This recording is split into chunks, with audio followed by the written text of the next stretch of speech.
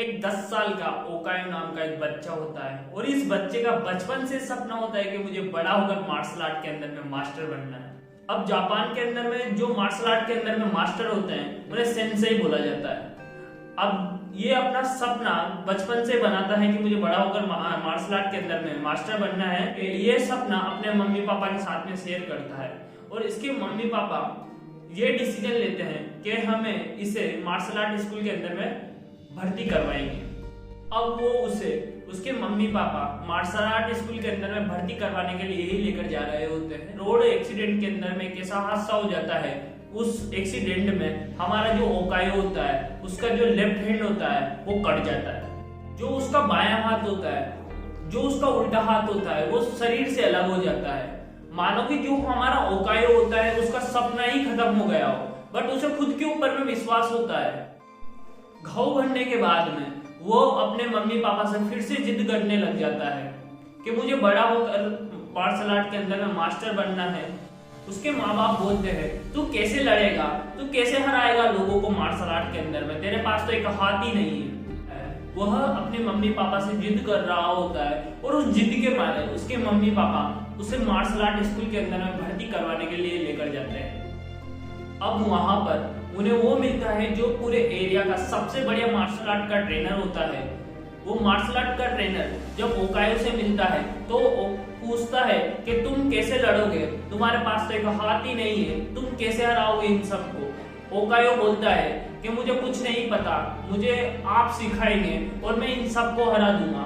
ओकायो का confidence level इस तरह होता है, ये सुनकर ट्रेनर जो होते हैं वो खुश हो जाते हैं।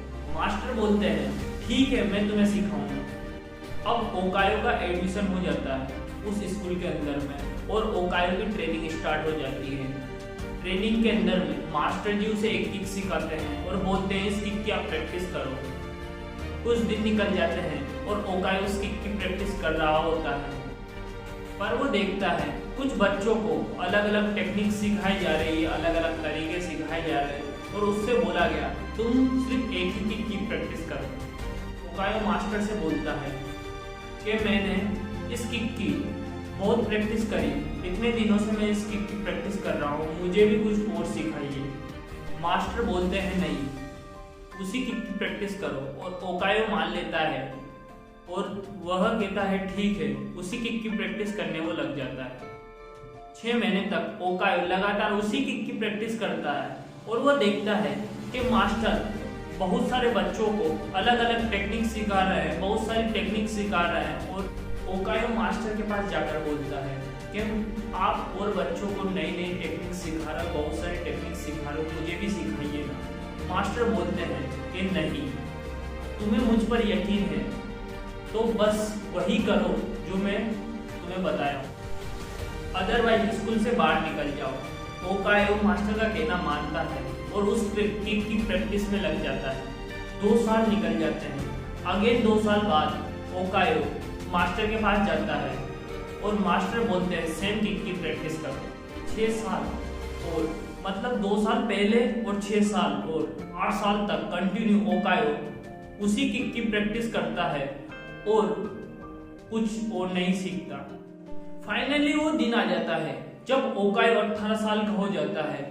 उस स्कूल के अंदर में एक परंपरा होती है, उस परंपरा के अंदर में ट्रेनिंग कंप्लीट होने के बाद में एक रियल लाइफ बैटल करवाई जाती है, एक रियल लाइफ कंपटीशन करवाया जाता है एंड जो विनर होता है, जो जीतता है, उसे सेंसेई की उपाधि दे दी जाती है। फाइनली बैटल स्टार्ट हो जाती है और अब बारी आती है ओकायो की और ओकायो को लगता है मुझे तो कुछ नहीं आता, मुझे तो सिर्फ एक किक आती है, मैं कैसे हराऊंगा इन सबको। और ओकायो की बारी आ जाती है। जो सामने वाला ओपिनियंट होता है वो भागते हुए ओकायो को मारने के लिए आता है और ओकायो डर के मारे उस किक को मार देता है जिसकी उसने पिछले 8 सालों से प्रैक्टिस की होती है। और एक किक पड़ते ही होता क्या है, जो ओपिनियंट होता है वो नॉकआउट बाहर हो जाता है। सब देखते रह जाते हैं और ओकायो को भी विश्वास नहीं होता है कि ये सब मैंने कैसे कर दिया।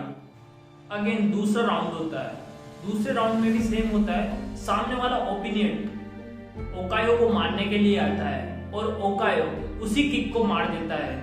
और होता क्या है, सामने वाला जो होता है उस किक को पड़ने के बाद में वो भी नॉकआउट हो जाता है। ओकायो का कॉन्फिडेंस बढ़ जाता है और उसे लगता है कि हाँ मैं कर पा रहा हूँ।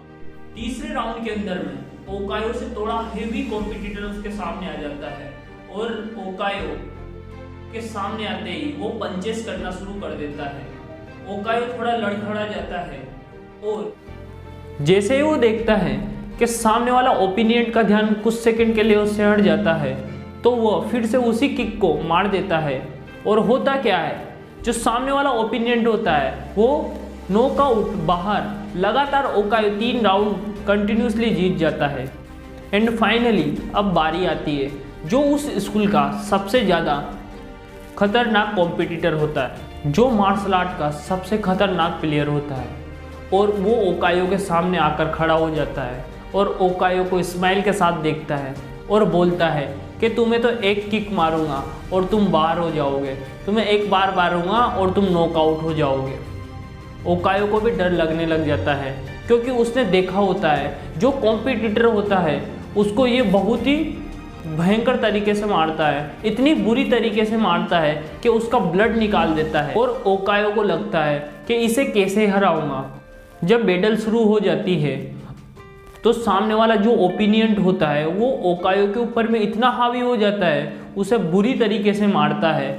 और रेफरी आकर बोलता है कि इस मैच को आप कंटिन्यू नहीं कर सकते, इसे बीच में ही रद्द करना पड़ेगा।